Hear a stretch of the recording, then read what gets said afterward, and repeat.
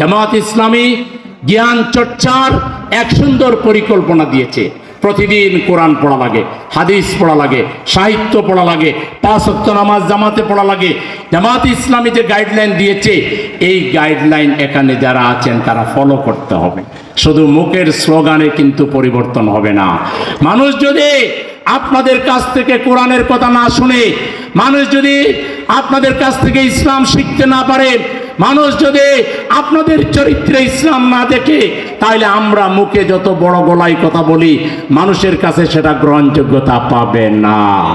সেজন্য আপনারা মহান আল্লাহর দেয়া যে কিতাব, সর্বশেষ হেদায়েতের বাণী পবিত্র কোরআন সহি করে, শুদ্ধ করে, শাব্দিক অর্থ, তর্জমা, ব্যাখ্যা সহকারে আপনারা এখন থেকে কোরআন অধ্যয়নে অতীতের যে কোনো সময়ের চাইতে আরো বেশি সময় দিতে কি রাজি আছেন?